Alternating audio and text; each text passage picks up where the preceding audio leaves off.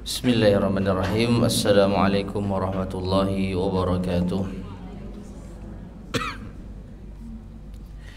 Innal hamdalillah nahmaduhu wa nasta'inuhu wa nastaghfiruh wa na'udzu billahi min shururi anfusina wa min sayyiati a'malina. Man yahdihillahu fala mudilla lahu wa man yudlil fala hadiya lahu.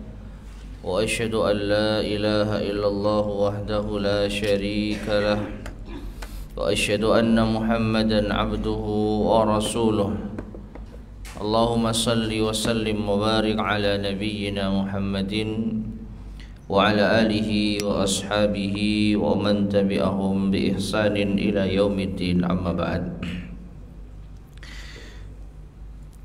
Ma'asyiral muslimin rahimani wa rahimakumullah. Melanjutkan kembali kajian kita membahas kitab Taysirul Karimir Rahman fi Tafsiri Kalamil Mannan yang disusun oleh Syekh Abdurrahman Ibn Nasir As-Sa'di rahimahullahu ta'ala. Dan sekarang kita masuk pada ayat yang ke-144 dari surat Al-Baqarah. Silakan dibaca terlebih dahulu.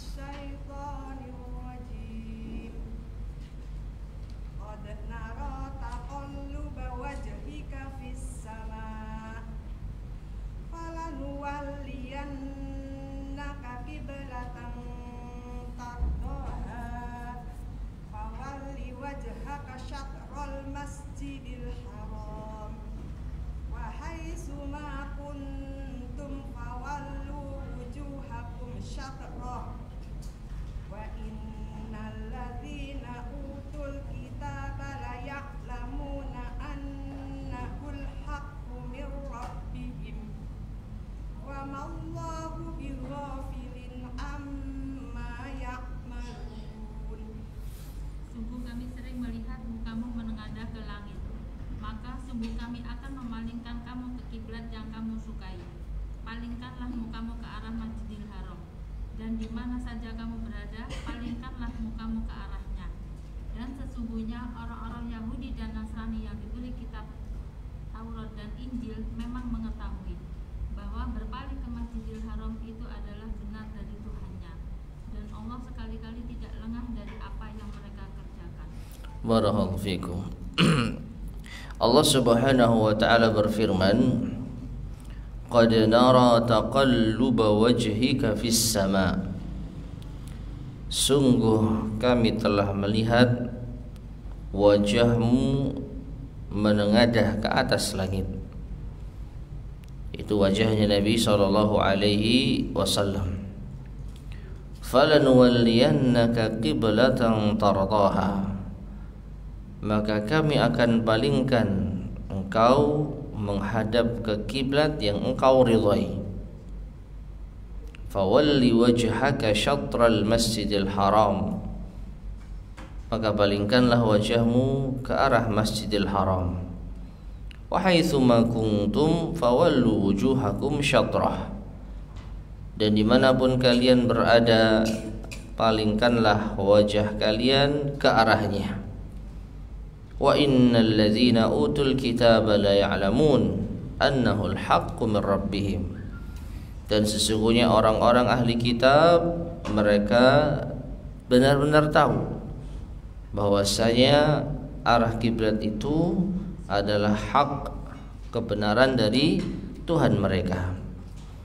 Wa mallahu bighafilin amma ya'malun. Dan Allah tidak lalai dari apa yang kalian amalkan. Ma'asyiral muslimin rahimani wa rahimakumullah.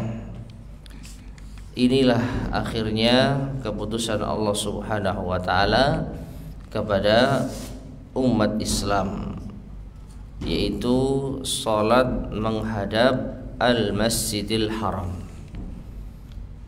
Salat menghadap Masjidil Haram, Ka'bah, yang sebelumnya telah diisyaratkan di dalam firman Allah Subhanahu wa taala rencana pemindahan arah kiblat tersebut. Dan sekaranglah realisasinya.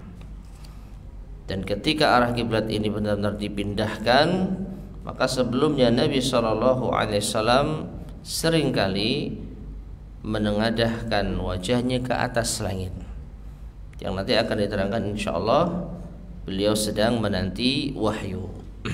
Baik, sekarang kita baca penjelasan dari al-muallif Syekh Abdurrahman bin Nasir As-Sa'di rahimahullahu ta'ala. Yaqulullahu linabiyhi, Allah berfirman kepada nabinya, qad nara taqalluba wajhika fis sama, sungguh kami telah melihat wajahmu menengadah ke atas langit. Ai kasratun, ya, kasratun taraddadahu fi jami'i jihatihi, banyak sekali wajah beliau sallallahu alaihi wasallam itu berbolak-balik melihat ke atas langit, fi jami'i jihatihi, di seluruh arah-arahnya, syauqan wa intidharan linuzulil wahyi biistiqbalil Ka'bah, karena beliau rindu dan menanti turunnya wahyu yang akan mengarahkan kiblat ke arah Ka'bah. Jadi Nabi SAW itu sudah seringkali melihat ke atas langit di seluruh arah yang ada, yang tujuannya adalah mengharap turunnya wahyu. Tentang apa? Tentang arah kiblat. Ini mengisyaratkan Nabi SAW tahu atau memprediksikan bahwa kiblat akan benar-benar dipindah, yang awalnya ke Baitul Maqdis menjadi ke Ka'bah. Naam. Wa qala, Allah berfirman, wajhika, taqalluba wajhika, ya, yang menengadah itu adalah wajahmu. Allah melihat wajahnya Nabi SAW diarahkan ke atas langit. Walam yakul basarika, dan Allah tidak mengatakan pandanganmu. Jadi Allah melihat berbolak-baliknya wajahmu melihat ke atas langit, bukan Allah melihat pandanganmu ke atas langit. Apa faedahnya? Liziyadati ihtimamihi, karena saking antusiasnya, memiliki himmah, saking benar-benar antusias, benar-benar memperhatikan dengan seksama.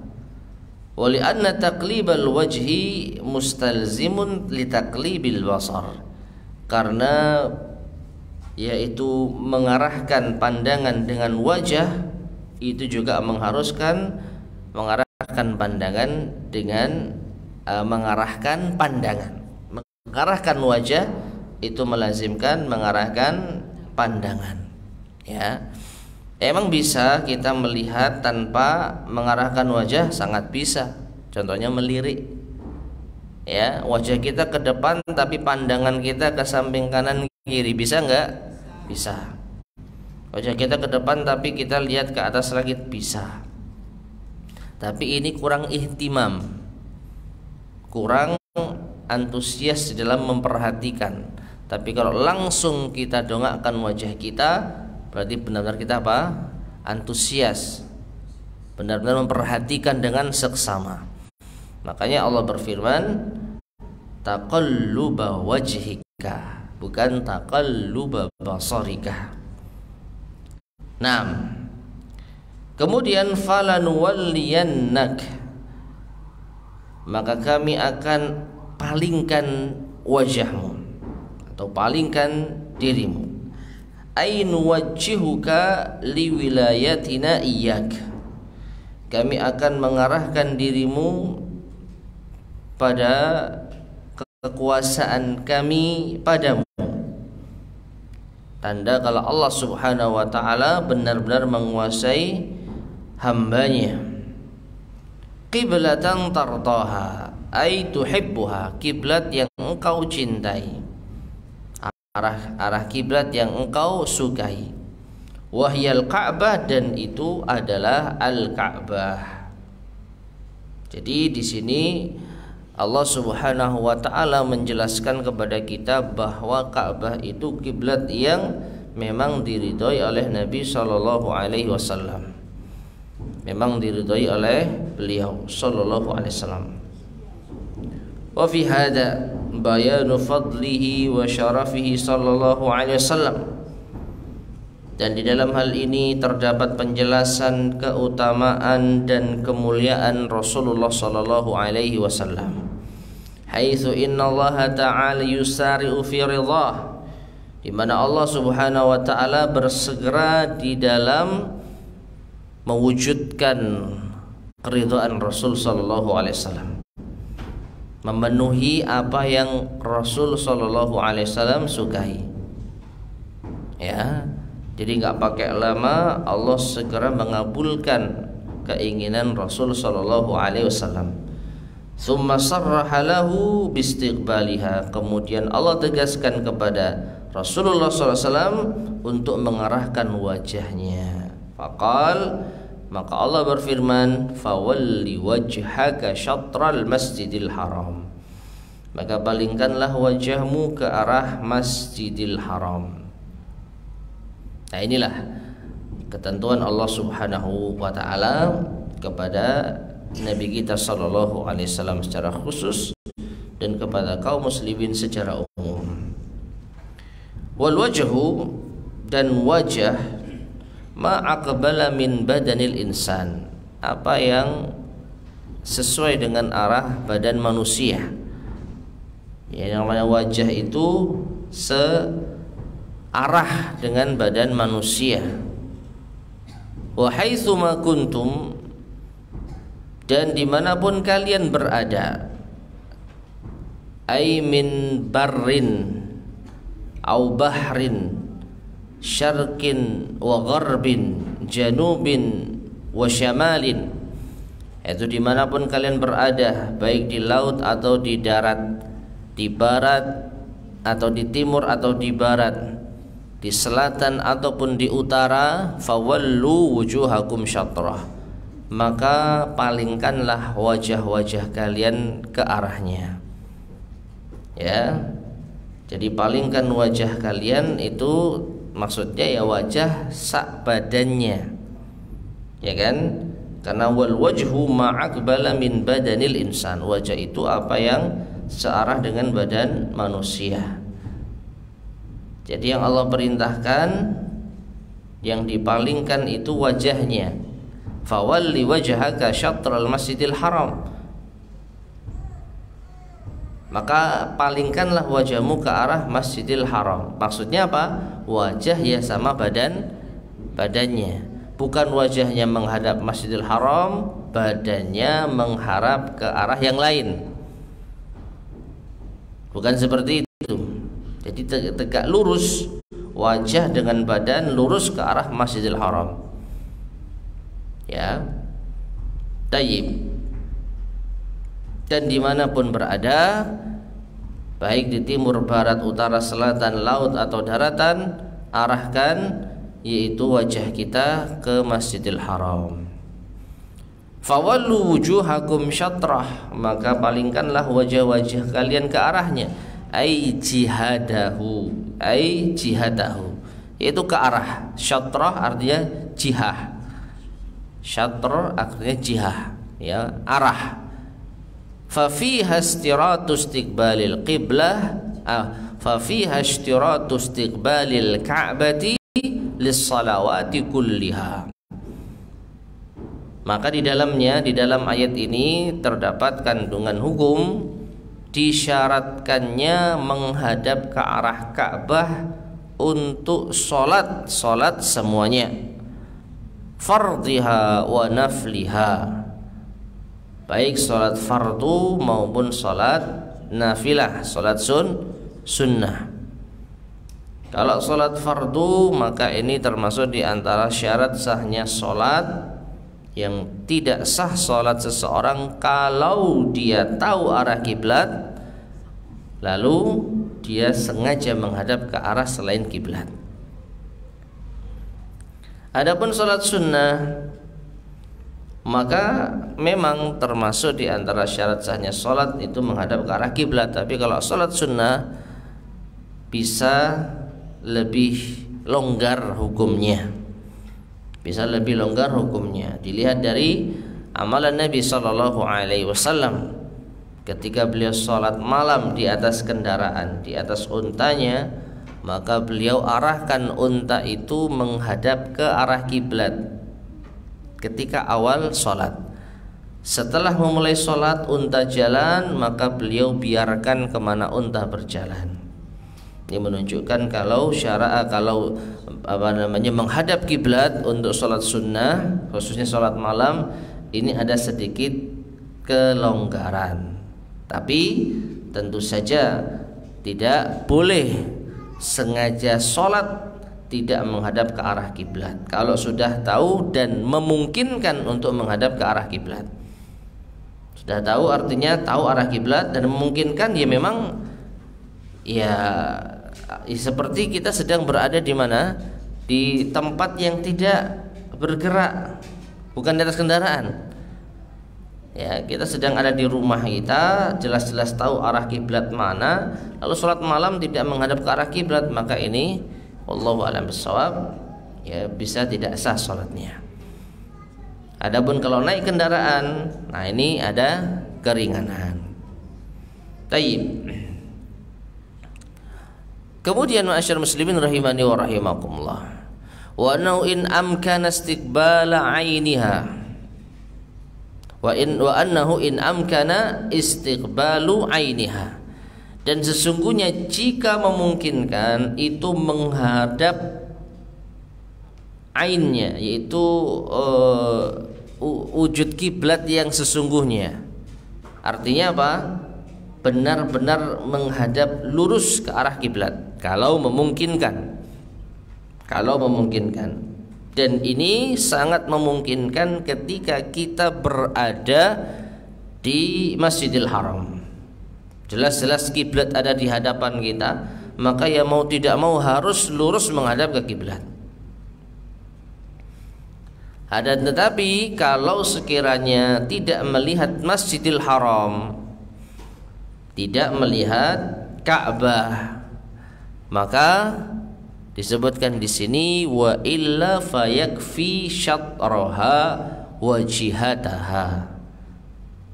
Jika tidak bisa menghadap langsung ke ainul Ka'bah, ain itu apa? Wujudnya Ka'bah, bendanya itulah. Ya, kalau tidak bisa melihat ke arahnya, kalau tidak bisa melihat persis ke arah Ka'bah itu, maka cukup ke apa istilahnya? Ke arahnya. Jadi ada ain, ada jihah. Kalau ain itu benar-benar menghadap ke wujudnya, tapi kalau arah itu kita tidak melihat, tapi arah kiblat di mana? Di sana. Seperti di Indonesia ini ya, arah kiblat kemana? Ke arah barat. Ya, ada yang mengatakan serong sedikit. Nah, itu kita sholat menghadap kiblat atau menghadap arah kiblat? Arah kiblat. Ya, secara perincian kita tidak menghadap langsung ke kiblat, tapi menghadap ke arah kiblat. Ya. Kalau kita tidak melihat kiblat, maka lebih istilahnya lebih longgar. Oleh karena itu ma'asyar muslimin rahimani wa rahimakumullah, di dalam hadis yang lain disebutkan antara utara dan selatan, antara utara dan selatan itu adalah kiblat. Karena Nabi posisinya ada di kota Madinah. Nabi SAW posisinya ada antara timur dan barat ya, maaf, antara timur dan barat, antara timur dan barat. Nabi ada di utara Mekah. Jadi posisi Mekah itu di selatannya Madinah, dan selatan itu ya di antara dua arah, apa, timur dan barat.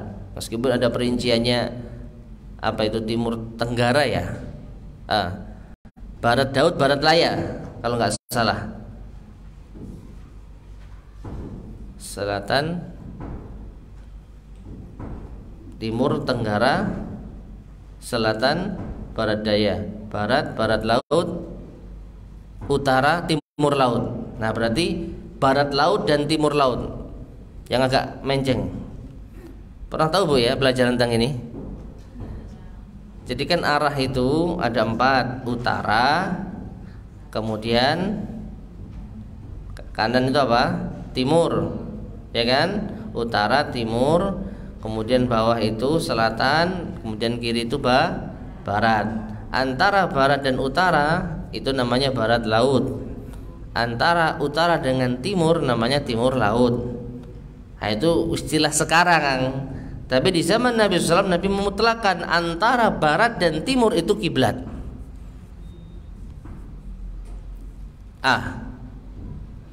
Antara barat dan timur ke arah selatan. Berarti kalau selatan apa tadi? Barat daya dan tenggara. Barat daya dan tenggara. Jadi ke arah bawah itu ya. Karena kota Madinah itu ada di utaranya Mekah. Berarti posisi Mekah selatannya Madinah, kan begitu ya.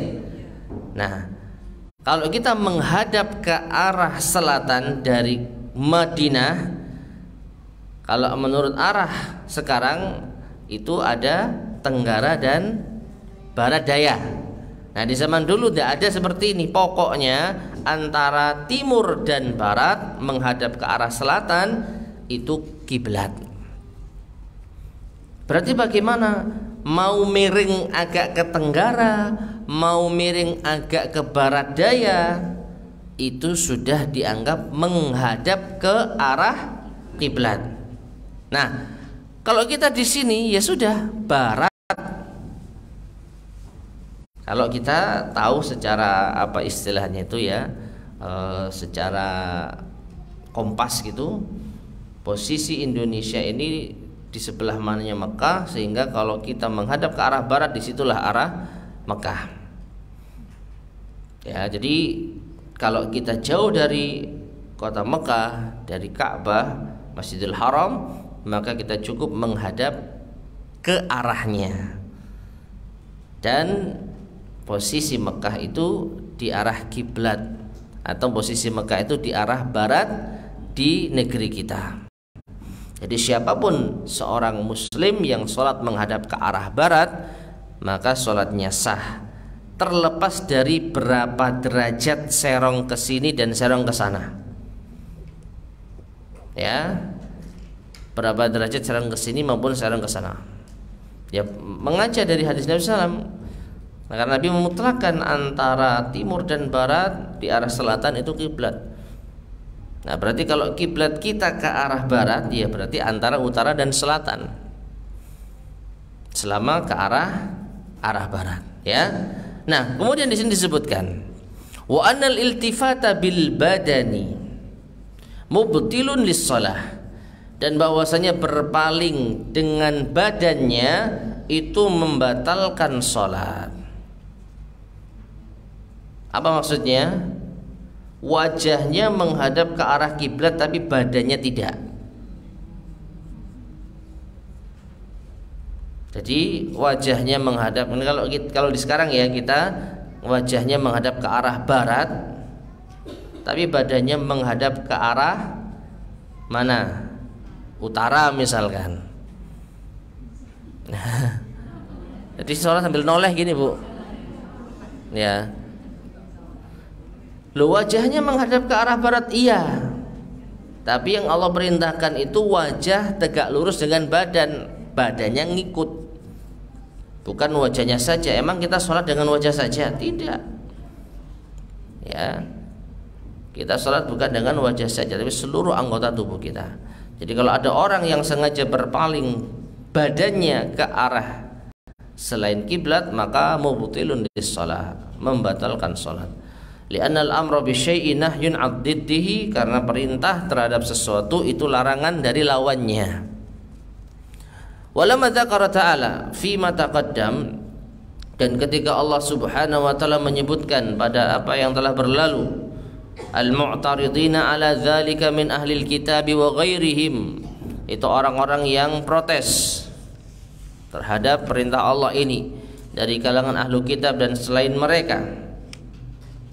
Yang kita sudah bacakan ayatnya ya, 142, 143, yaitu sayaqulu sufaha'u minan nas ma wallahum an qiblatihim allati kanu 'alaiha. Orang-orang bodoh dari manusia itu protes, mereka bertanya, apa yang menjadikan umat Islam berpaling dari arah kiblat mereka, yaitu Baitul Maqdis. Ya.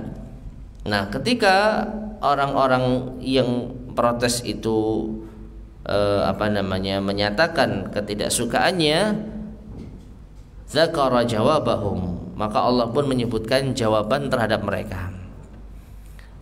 Dzakara huna atau dzakara huna, dan Allah juga menyebutkan di sini anna ahlal kitab, bahwasanya ahli kitab, wal ilmi minhum, dan ahli ilmu di antara mereka, ya'lamuna anna fi dzalika ala haqqin wa amrin, sebenarnya mereka tahu, annaka, bahwasanya engkau wahai Muhammad, fi dzalik, dalam hal seperti itu, ala haqqin wa amrin, sesuai dengan kebenaran dan perintah Allah, lima yajidunahu fi kutubihim, pada apa yang telah mereka dapati di dalam kitab-kitab mereka, faya'tariduna inadan wa baqiyan, namun mereka berpaling karena penentangan dan kezaliman.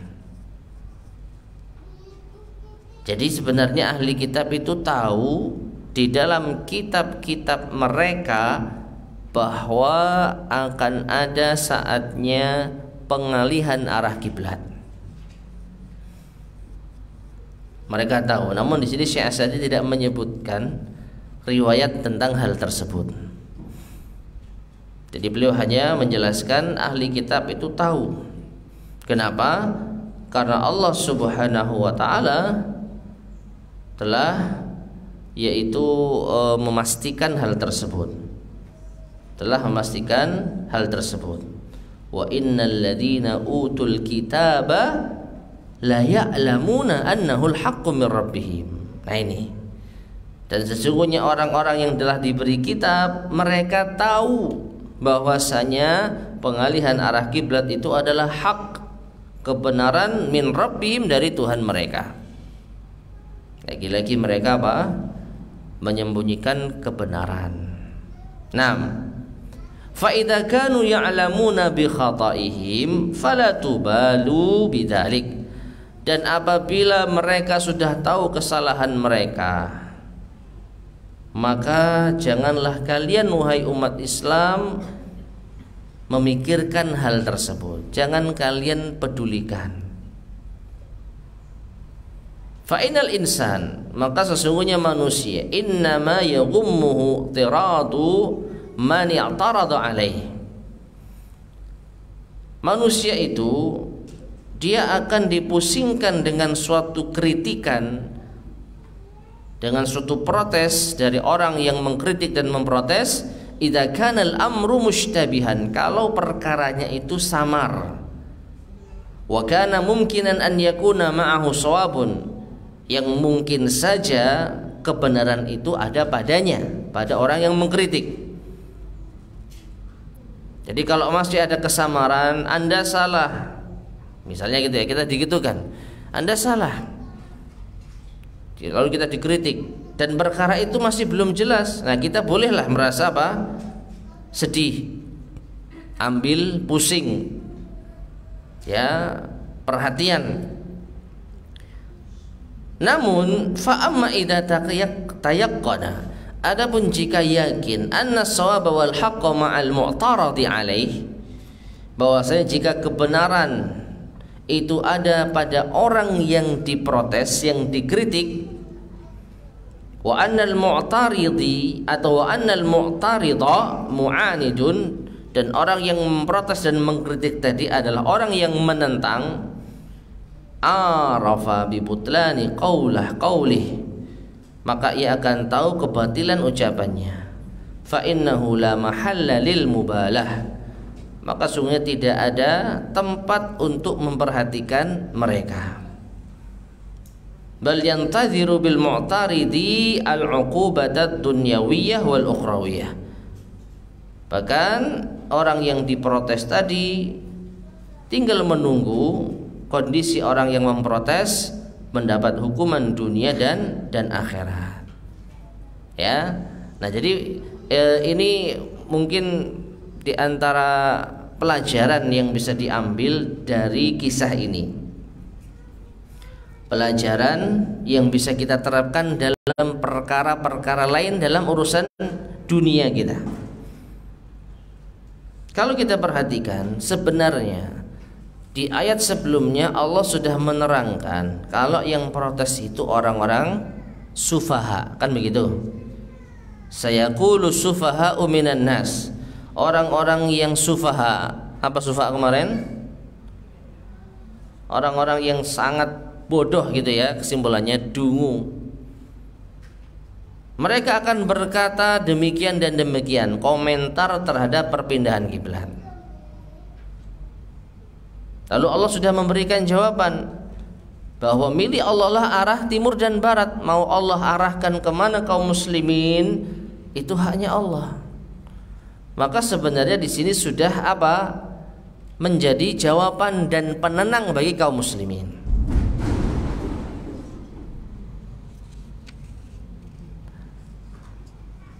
Ya. Jadi Allah sudah mengatakan mereka itu orang-orang bodoh. Dan meskipun demikian Allah memberikan jawaban. Jadi ini sudah menjadi penenang bagi kaum muslimin. Oh, kalau orang bodoh yang ngomong nggak usah kita acuhkan, kan begitu. Apalagi Allah sudah menjelaskan jawabannya. Hak Allah untuk mengalihkan kiblat kemanapun, karena semua arah milik Allah.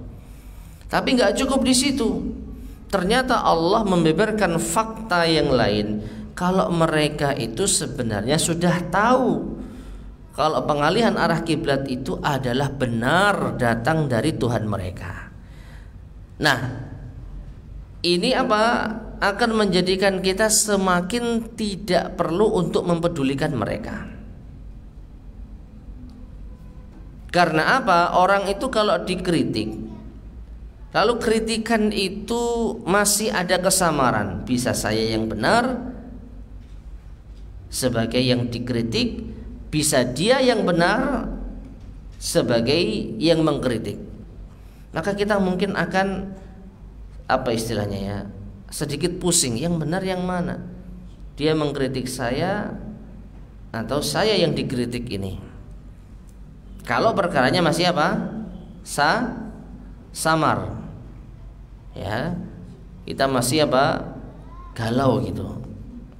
Tuh siapa yang benar ya ini ya? Dia atau saya?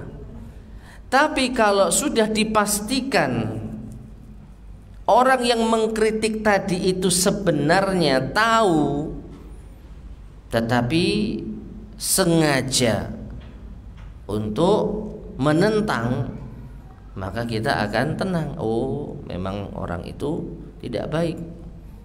Sudah tahu yang benar apa yang saya sampaikan, tapi sengaja menutup-nutupi kebenaran dengan kemasan mengkritik, dengan kemasan memprotes.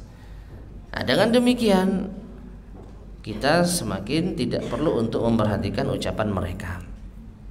Ya, dan ini termasuk di antara apa istilahnya ya, hal yang kita rasakan dalam urusan dunia. Kalau ada orang yang mengkritik kita, maka kita akan mengambil perhatian. Kita akan memiliki perhatian. Tapi kalau kita sadar ternyata yang mengkritik kita itu orangnya omong kosong, ternyata itu hanya cari-cari kesalahan, nggak usah direken kan gitu ya. Nah, seperti itulah keadaan di dalam firman Allah ini. Jadi Allah tahu atau Allah telah menjelaskan bahwasanya ahli kitab itu la ya'lamun, tahu betul annahul haqqu min rabbihim, bahwa pengalihan arah kiblat itu benar-benar hak dari Tuhan mereka.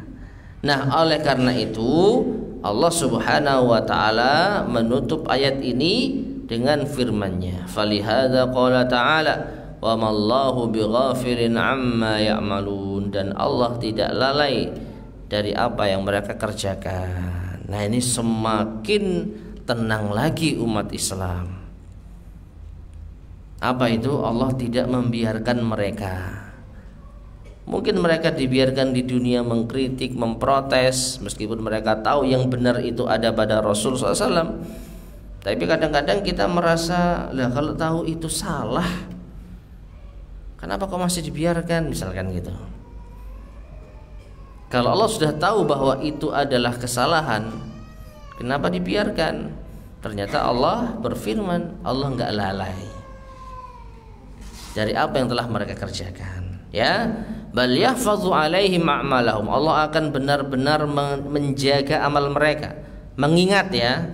Jadi Allah akan ingat ucapan mereka ini, wa yujazihim 'alaiha, dan akan membalasnya, wa fiha wa'idun lil mu'taridin wa tasliyatun lil mu'minin. Maka di dalamnya terdapat ancaman keras bagi orang-orang yang memprotes tadi, dan sebagai hiburan bagi orang-orang yang beriman. Hiburan, jemaah. Orang yang salah kemudian dijanjikan hukuman, dijanjikan siksa, maka kita merasa terhibur. Karena apa? Ya memang itu layak bagi mereka. Kalau orang salah nggak dihukum, kita mungkin merasa apa? Merasa janggal, ya, merasa tidak nyaman. Orang-orang yang benar diperlakukan tidak baik oleh orang-orang yang menyimpang, lalu orang yang menyimpang itu ya hidupnya tenang, tidak ada ancaman di akhirat, maka ini membuat kita nggak nyaman.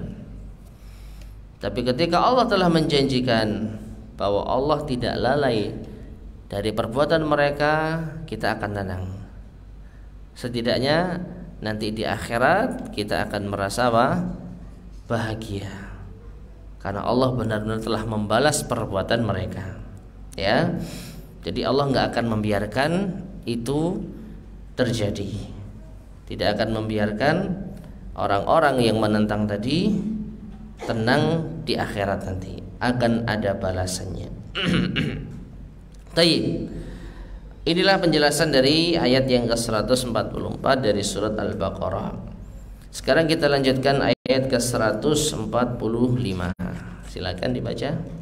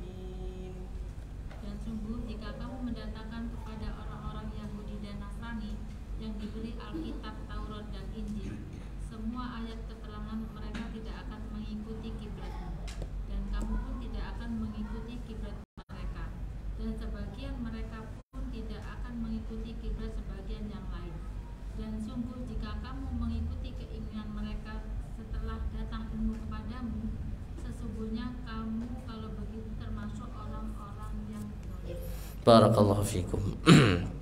Allah berfirman masih tentang arah kiblat, meskipun nanti ini berlaku umum pula. Walain ataital ladzina utul kitaba bikulli ayatin ma tabi'u qiblatak.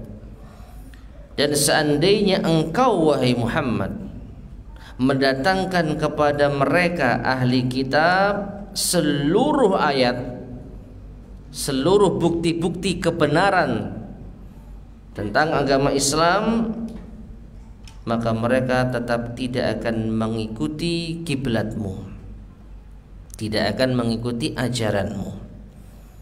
Wa ma anta bitabi'in qiblatahum, dan engkau pun tidak akan mengikuti kiblat mereka. Wa ma ba'duhum bitabi'in qiblata ba'd, dan tidak pula sebagian mereka mengikuti kiblat sebagian lainnya. Wala in ittaba'ta ahwa'ahum, dan seandainya engkau wahai Muhammad mengikuti hawa nafsu mereka, mim ba'di ma ja'aka minal ilm, setelah apa yang datang kepadamu berupa ilmu, innaka idzal laminadh zalimin, sesungguhnya jika demikian itu engkau termasuk orang yang zalim. Jika itu terjadi wahai Muhammad, maka engkau berarti termasuk orang-orang yang zalim. Taib ma'asyar muslimin rahimani wa rahimakumullah.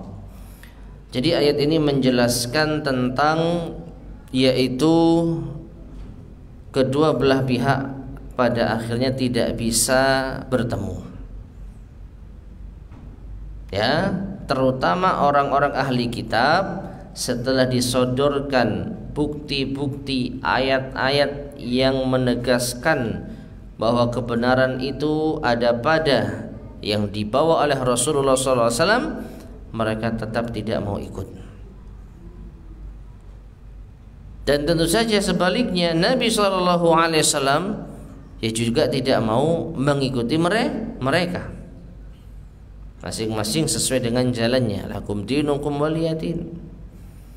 Namun di akhir ayat Allah Subhanahu wa taala memperingatkan kepada Nabi kita Muhammad sallallahu alaihi wasallam, meskipun mereka tetap tidak mau mengikuti kiblatmu wahai Muhammad, kalau kamu ternyata ikut hawa nafsu mereka padahal sudah datang kebenaran dari Allah kepadamu, berarti kamu termasuk orang yang zalim. Ya, jadi kalau Nabi setelah menyampaikan arah kiblat ini, orang-orang ahli kitab enggak mau mengikuti, lalu Nabi terpengaruh untuk mengikuti hawa nafsu mereka, maka Nabi terancam termasuk di antara orang-orang yang zalim. Baik, sekarang kita bacakan penjelasan dari al-muallif rahimahullahu taala.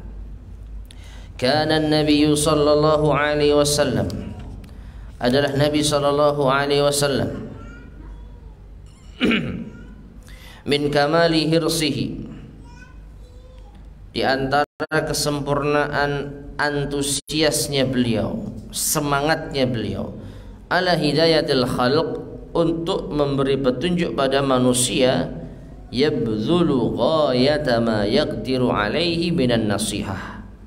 Beliau mengarahkan yaitu ghayata ma yaqdir, apa yang beliau sanggup dengan maksimal, semaksimal mungkin sesuai dengan kesanggupan beliau, minan nasihah, untuk memberi nasihat. Ya. Wa yatalattafu bihidayatihim, dan beliau berlembah lembut di dalam memberi petunjuk kepada mereka. Wa yahzanu idza lam yanqadu li amrillah, dan beliau juga sedih apabila mereka tidak tunduk terhadap perintah Allah. Fakana minal kuffar, maka di antara orang-orang kafir, man tamarrada an amrillah, ada yang menentang perintah Allah, wastakbara ala rusulillah, dan menyombongkan diri di hadapan rasul-rasul Allah, wa tarakal huda amdan wa udwanan, dan meninggalkan petunjuk sengaja dan penuh penentangan, penuh permusuhan. Faminhumul yahudu wan nasara, dan di antara mereka adalah al-yahud wan nasara. ahlul kitabil awal alladzina kafaru bi Muhammadin sallallahu alaihi wasallam an yaqinin la an jahlin. Ya, Yahudi adalah ahlu kitab pertama yang mereka kufur kepada Muhammad sallallahu alaihi wasallam di atas keyakinan, bukan di atas kebodohan. Apa artinya? Mereka mengkufuri Nabi SAW setelah mereka yakin bahwasanya beliau adalah seorang nabi. Ya, jadi orang-orang Yahudi kufur kepada Nabi kita gara-gara apa? Gara-gara tahu benar kalau beliau nabi. Kenapa ya? Karena hasad, tidak suka, benci, dengki. Ya. Justru karena tahu beliau nabi, maka mereka mengkufuri Nabi kita Muhammad sallallahu alaihi wasallam. Nah, ini ahli kitab yang pertama, yaitu al-Yahud, ya. Sedangkan orang-orang Nasara sebaliknya, mereka di atas kebodohan. Kalau orang-orang Yahudi kufur di atas keyakinan. Maksudnya keyakinan bahwa kebenaran ada pada Nabi SAW. Yakin mereka. Bahkan disebutkan di dalam yaitu ayat yang lain yang maknanya itu apa? Bahwa orang-orang ahlul kitab itu mengenal Nabi seperti anak mereka sendiri. Ya, karena itulah mereka menentang, karena nggak suka. Itulah yang dimaksud kufur di atas keyakinan. Walihada akhbarahu Allah Ta'ala, dan karenanya Allah Subhanahu wa Ta'ala mengabarkan, annaka law, seandainya engkau wahai Muhammad, ataital ladzina utul kitaba bikulli ayah, mendatangkan kepada ahli kitab yang pertama tadi seluruh ayat, ay bikulli burhanin wa dalilin, yaitu dengan seluruh bukti-bukti dan dalil-dalil, yuwaddihu qaulak, yang akan menjelaskan ucapanmu, wa yubayyinu ma tad'u ilaih, dan akan menjelaskan apa yang kau seru, ma tabi'u qiblatak, maka mereka tetap tidak akan mengikuti kiblatmu. Ya, Nabi mau membawakan berjuta-juta dalil tentang kebenaran yang beliau bawa, mereka tetap tidak akan menerima. Ay ma tabi'uka li'anna tiba'al qiblati dalilun ala tiba'ihi. Perhatikan di sini ya. Syekh As-Sa'di mentafsirkan ma tabi'u qiblatak, mereka tidak akan mengikuti kiblatmu wahai Muhammad, itu bunyi ayatnya ya. Maksudnya ma tabi'uka, yaitu mereka tidak akan mengikutimu, mereka tidak akan ittiba kepadamu. Jadi ayatnya kiblatak, mereka tidak akan mengikuti kiblatmu, berarti apa? Hanya seakan-akan hanya masalah kiblat saja mereka tidak mau. Mereka inginnya tetap ke arah Baitul Maqdis, nggak mau mengikut kiblatnya Rasulullah. Tapi Syekh Sa'di menjelaskan yang dimaksud mengikuti kiblat, ya mengikuti Nabi kita Muhammad SAW dalam segala urusan. Bukan hanya kiblat saja yang mereka tidak mau ikut, tetapi apa yang dibawa oleh Nabi SAW, apa yang diserukan oleh Nabi SAW, mereka tidak mau mengikuti. Nah, li'anna tiba'al qiblati dalilun ala tiba'ihi, karena mengikuti kiblat itu dalil mengikuti beliau. Ya gampangnya, standar sederhana orang kalau mau ngikut Nabi SAW, apa itu? Sholat ke arah kiblat, kan gitu. Standar minimal.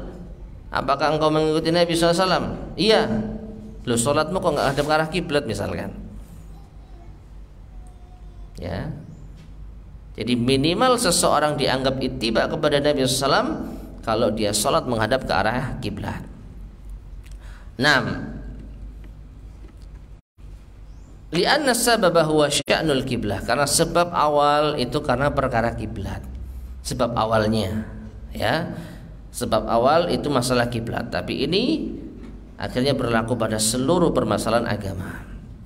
Wa inna makanal amru kadzalik, dan sesungguhnya perkaranya seperti itu, li'annahum mu'anidun, karena mereka memang orang-orang yang menentang.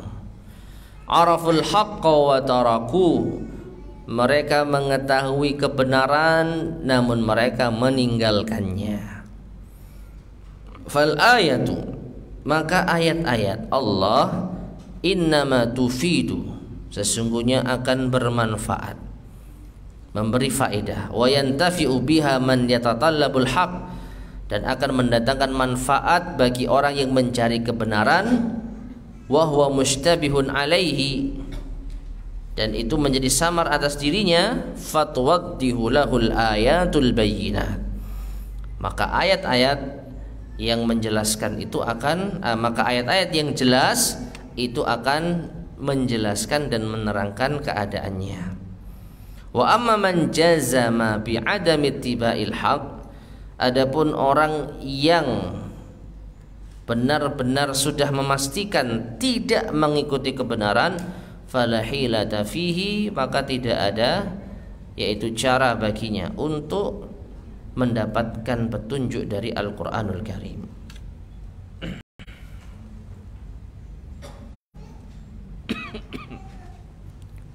Taib, ma'asyiral muslimin rahimani wa rahimakumullah. Jadi Al-Qur'anul Karim adalah kitab yang memberikan petunjuk bagi umat manusia. Di dalamnya banyak sekali petunjuk-petunjuk Allah Subhanahu wa taala untuk umat manusia. Namun tidak semua manusia bisa mendapatkan petunjuk dari Al-Qur'an. Ya.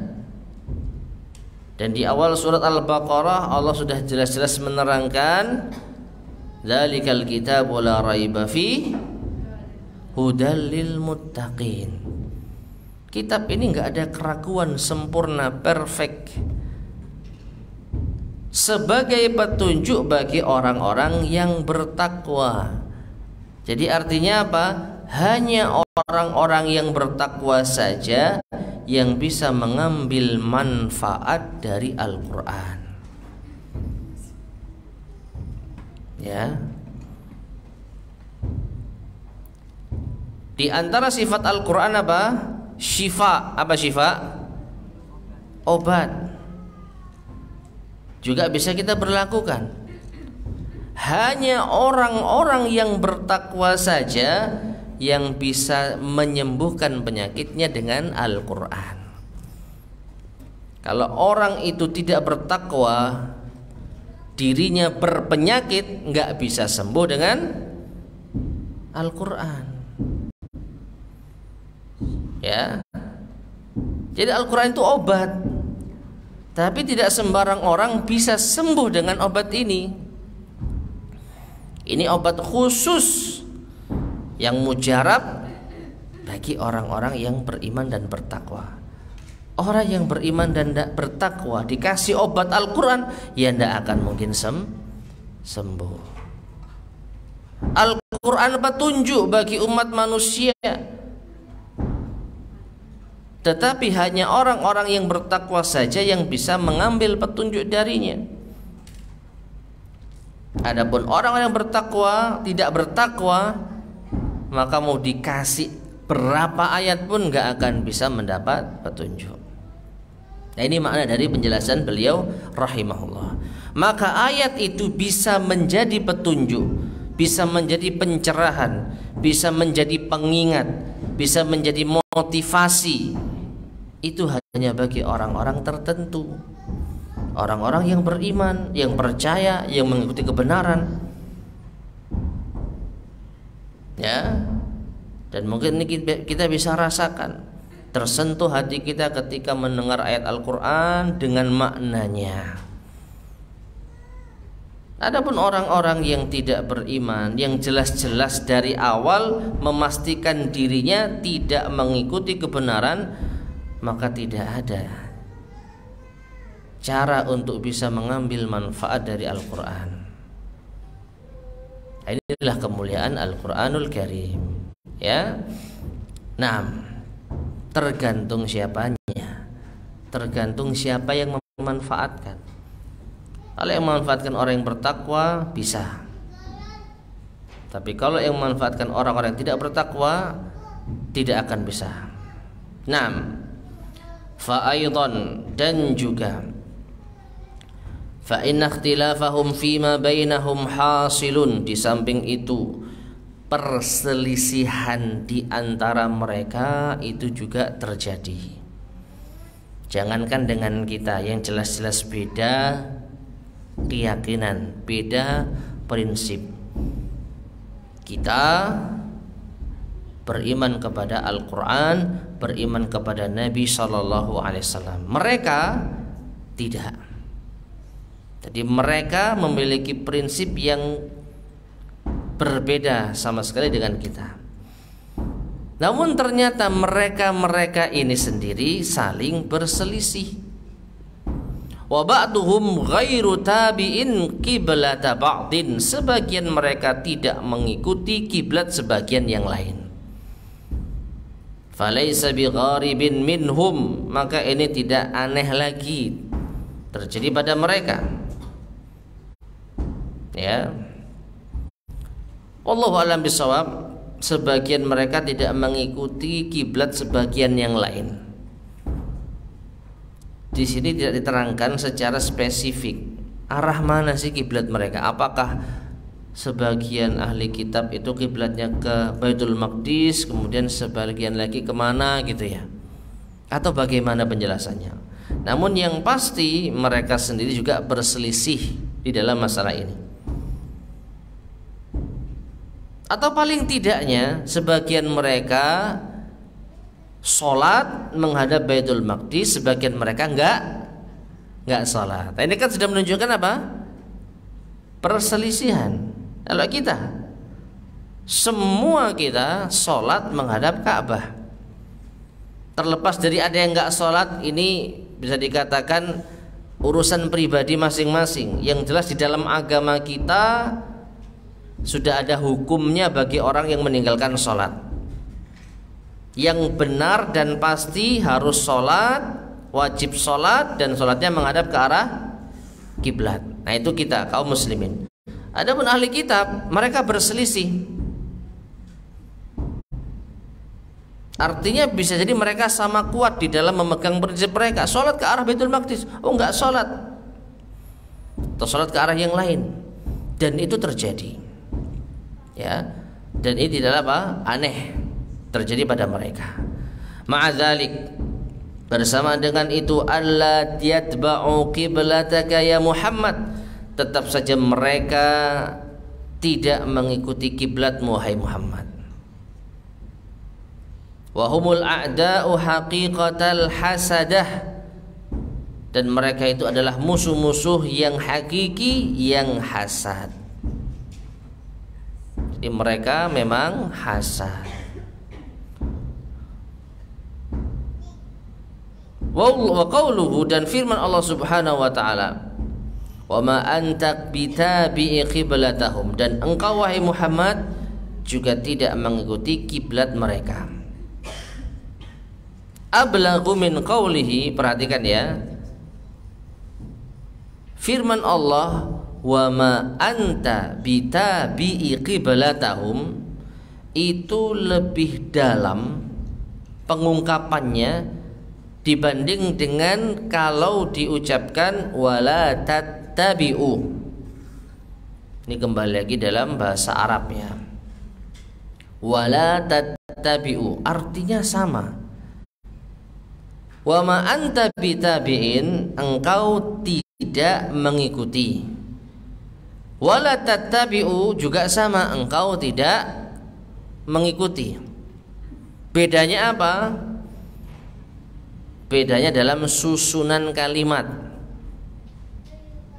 Kalau firman Allah ini wa ma anta bitabi'in ini berbentuk jumlah ismiyah, terdiri dari isim, mubtada dan khobar, tidak ada fiil kata kerjanya.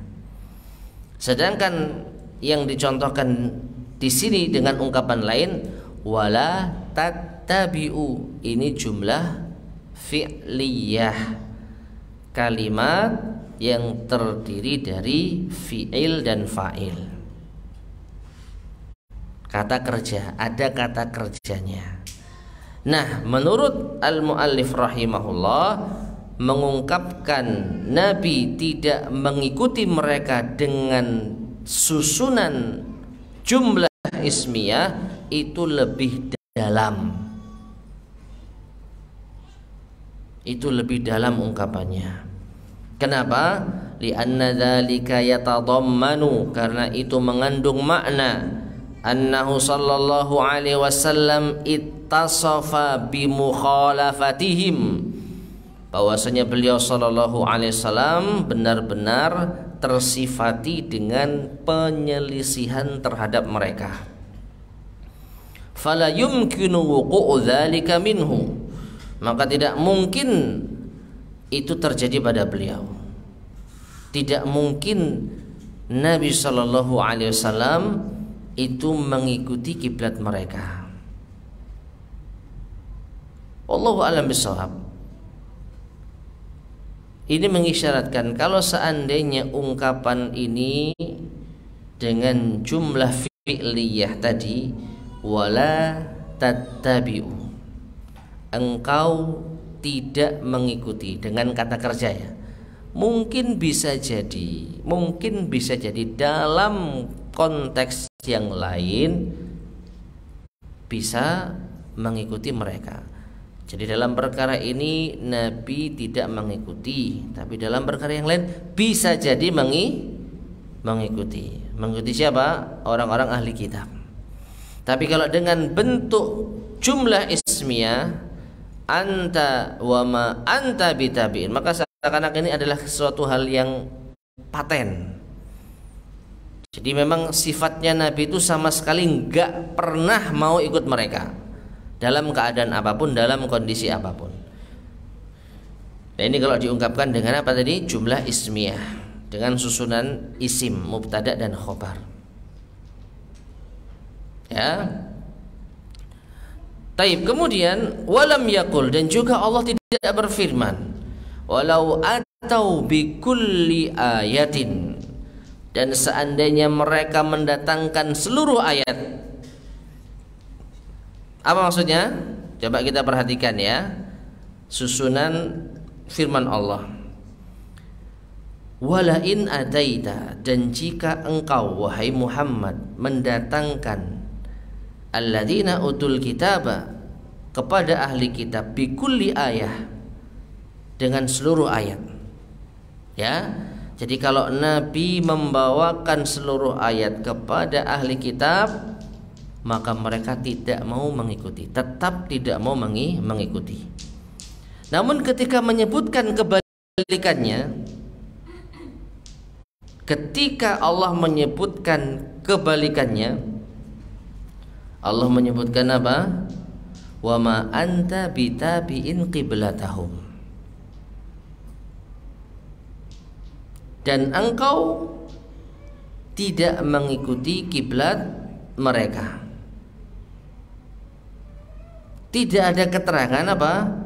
Jika mereka mendatangkan ayat kepadamu, maka kamu tidak mengikuti kiblat mereka. Bisa dipahami enggak? Gini. Coba kita balik suatu ungkapan. Sama persis. Kalau Nabi mendatangkan ayat kepada mereka, maka mereka tidak mau ikut. Itu statement pertama ya. Kalau kita balik gimana? Persis, coba diubah dengan persis. Kalau mereka mendatangkan ayat kepada Nabi, maka Nabi tidak ikut. Itu kalau mau dirubah secara persis. Bisa dipahami? Ya. Harusnya kan seperti itu. Harusnya kalau mau dibalik secara total ya seperti itu. Ketika Nabi membawakan ayat kepada mereka, mereka nggak ikut. Ketika mereka membawakan ayat kepada Nabi, Nabi nggak ikut. Normalnya kan seperti itu kan. Tapi ternyata di ayat ini Allah hilangkan mereka membawa ayat. Ini ada hikmahnya jemaah. Ya. Walam yakul, dan Allah tidak menyebutkan walau atau bikulli ayat. Kalau mereka membawakan seluruh ayat, Allah tidak mengatakan demikian. Li'annahum la dalila lahum ala qaulihim, karena mereka tidak punya dalil atas ucapan mereka.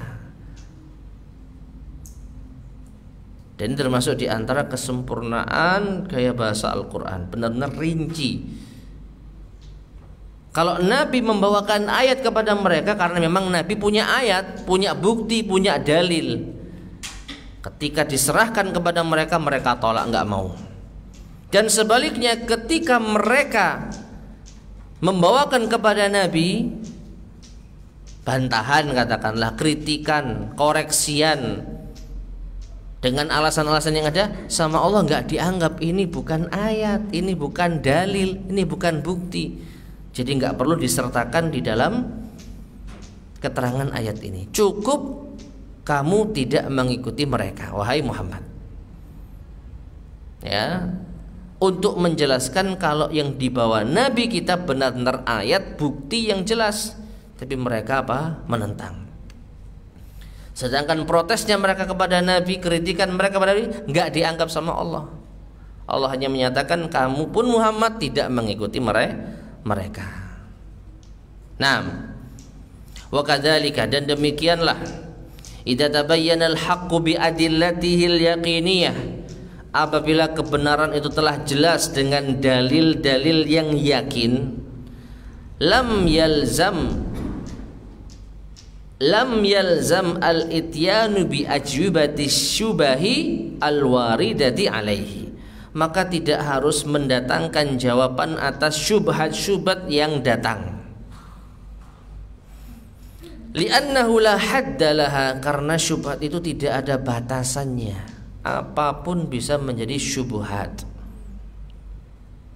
Wa li'annahu ya'lamu butlanaha, karena atau li'annahu yu'lamu butlanuha, karena juga sudah diketahui kebatilannya.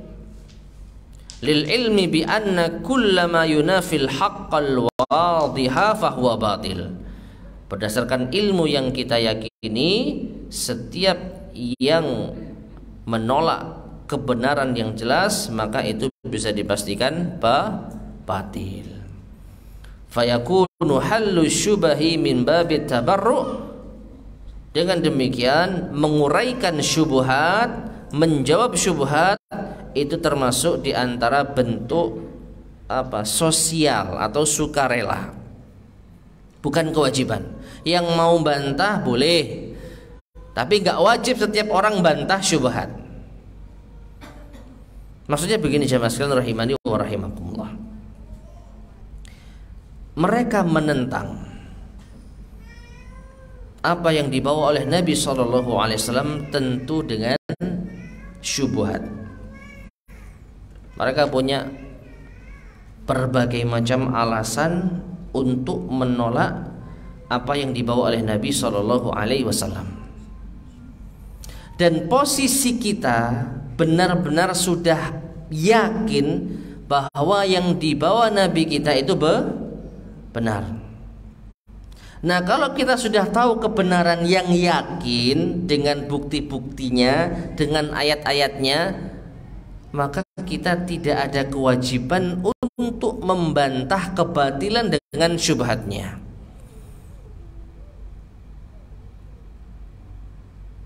Kalau orang sudah meyakini sesuatu, lalu ada orang yang mengkritik, lalu ada orang yang menentang, maka tidak ada kewajiban bagi kita untuk membantah, untuk menjawab.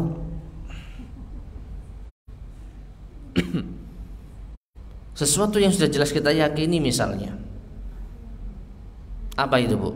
Api itu panas. Api itu panas. Ini mutlak benar. Ada yang ragu? Ada yang ragu api itu panas? Lalu ada orang datang kepada kita, enggak, api itu dingin. Apakah perlu kita menjelaskan? Enggak bisa, api itu ada suhu sekian, kemudian demikian bertemu dengan ini dan itu, akhirnya kesimpulannya yang benar saya, api itu panas. Perlu seperti itu? Kalau ada yang mau menjelaskan silahkan. Mungkin dia ahli apa? Ahli apa, Bu, kalau masalah ini? Kimia atau fisika gitu ya? Karena dia punya pengetahuan yang mendalam tentang proses mengapa api ini bisa panas. Ada unsur-unsur kimia apa di sana? Ya monggo saja. Tapi kita tanpa belajar kimia fisika tahu secara yakin api itu panas. Kalau ada orang yang ngomong api itu dingin, ya diamkan saja. Ngapain direken, kan gitu? Ya kan? Jelas sudah. Nah, seperti itu pula kaum muslimin yang sudah tahu arah kiblat yang benar sesuai dengan apa yang Allah turunkan kepada Rasulnya SAW, maka ketika orang-orang ahli kitab ngoceh ngomong ke sana kemari, abaikan saja.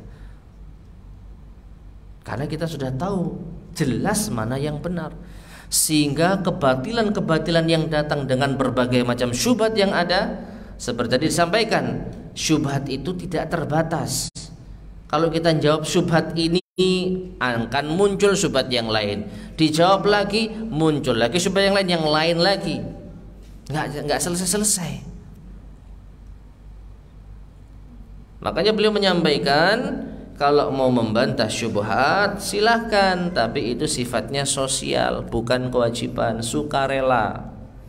Bahasa gampangnya sukarela, bukan kewajiban. Bukan setiap muslim dituntut membantah syubhat kalau dia sudah meyakini suatu kebenaran.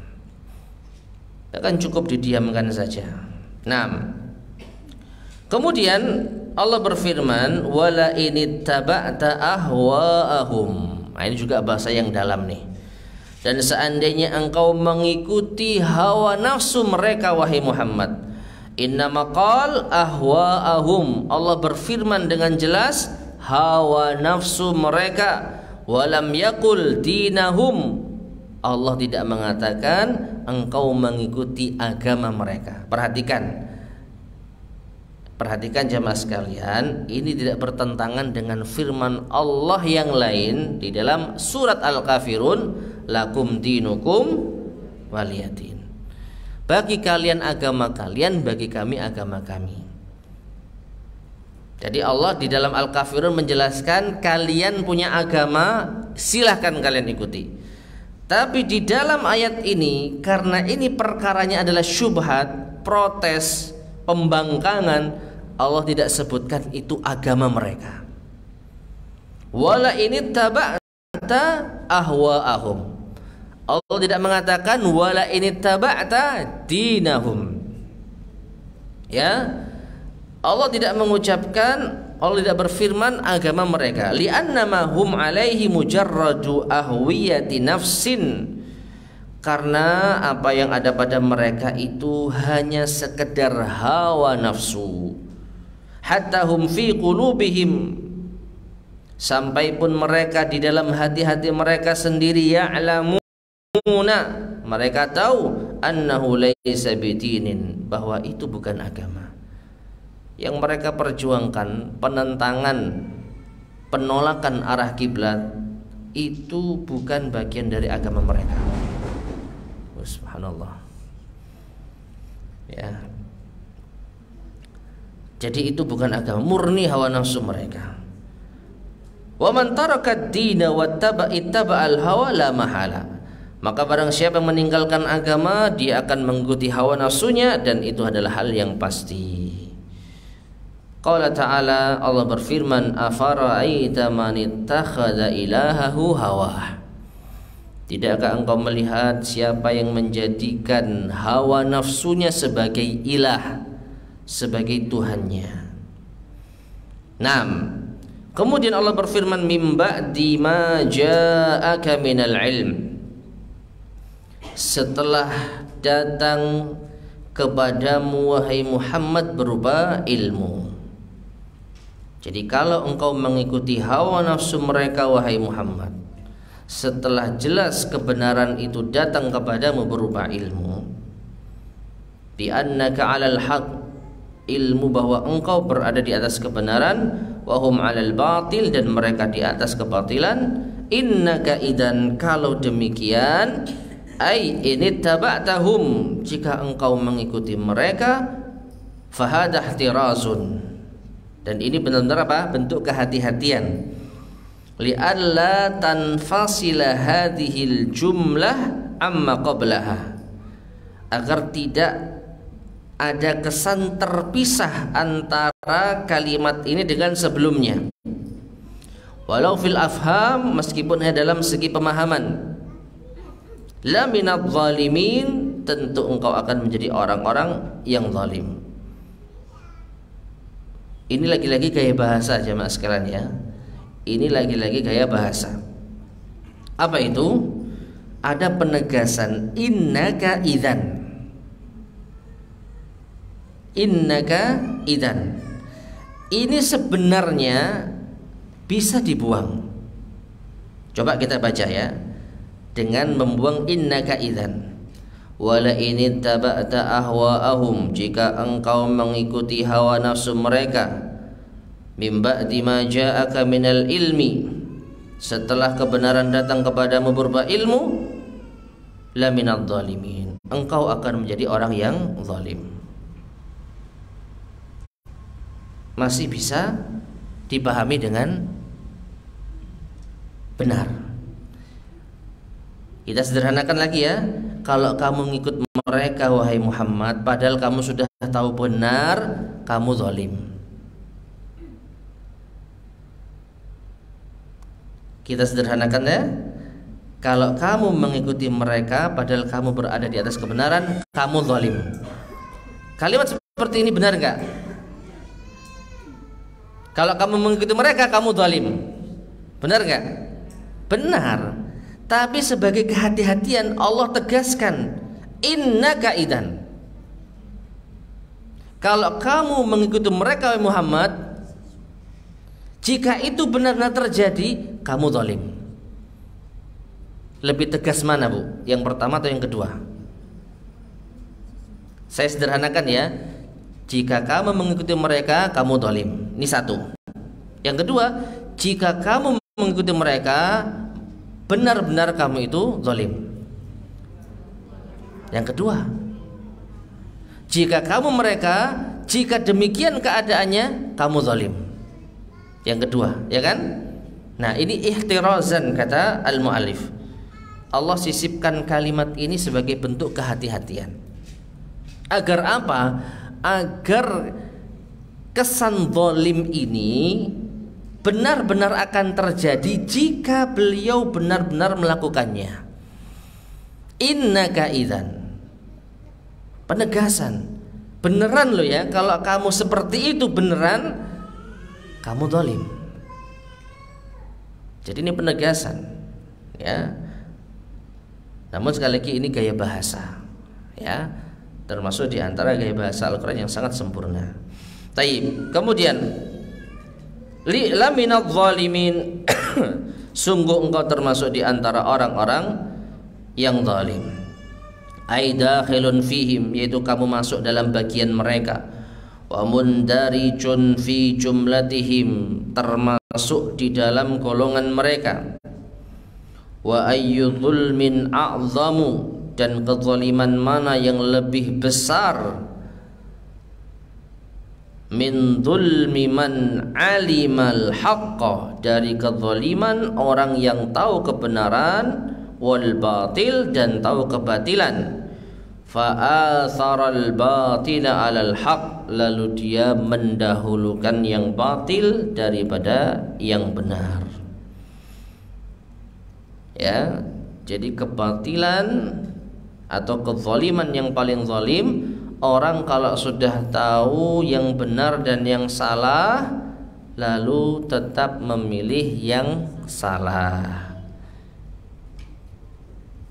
Ini kezaliman yang paling zalim, yang paling besar. Orang jatuh pada kesalahan karena nggak tahu mana yang benar, ini tersesat. Dan ini levelnya masih mending, meskipun ya tetap salah. Orang tidak mengikuti kebenaran karena nggak tahu mana yang benar, tetap salah. Karena dia harusnya berusaha untuk mencari kebenaran. Tapi karena dia nggak tahu mana yang benar, sudahlah hidup seperti ini saja, nggak mau tahulah, akhirnya tersesat, salah. Tapi kesesatan ini lebih mending dibandingkan orang yang sudah tahu mana yang benar dan juga tahu ini salah, tapi tetap memilih yang salah. Nah kemudian wa in kana al-khitabu lahu sallallahu alaihi wasallam, meskipun ayat ini diarahkan kepada Nabi karena dengan dhamir anta, ya kan, wala in ataita wa ma anta, ya, innaka idzal laminaz zalimin. Dhamir anta, engkau, yang dimaksud siapa? Nabi kita Muhammad SAW. Meskipun ayat ini ditujukan kepada Nabi kita Muhammad SAW, fa inna ummatahu dakhilatun fi dzalik, maka umat beliau juga masuk di dalamnya.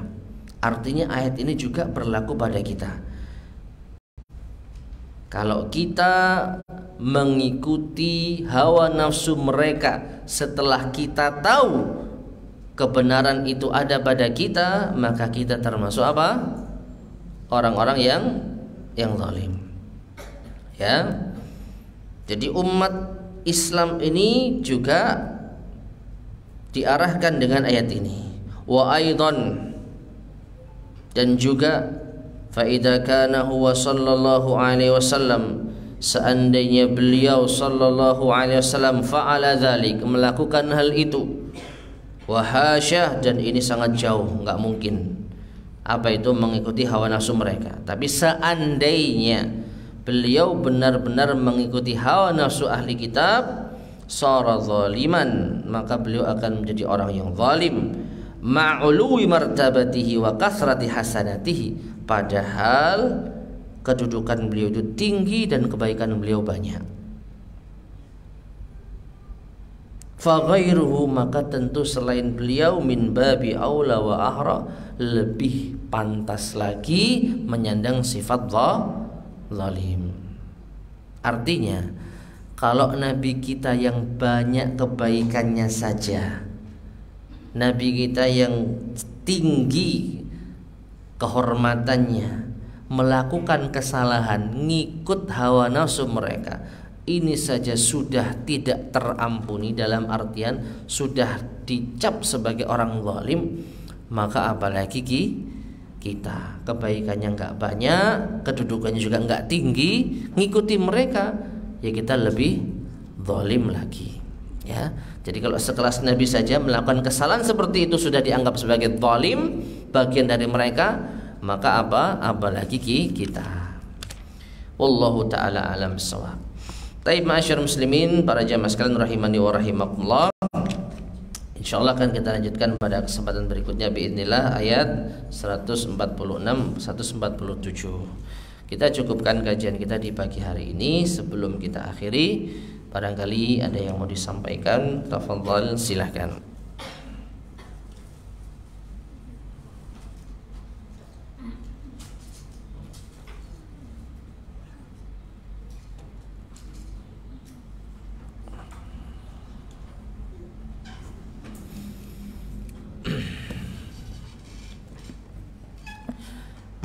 Baik, jika tidak ada yang sampaikan, kita cukupkan sekian. Semoga bermanfaat, kurang lebihnya saya mohon maaf. Subhanakallahumma bihamdika asyhadu an la ilaha illa anta astaghfiruka wa atubu ilaik. Alhamdulillahirabbil alamin. Wassalamualaikum warahmatullahi wabarakatuh.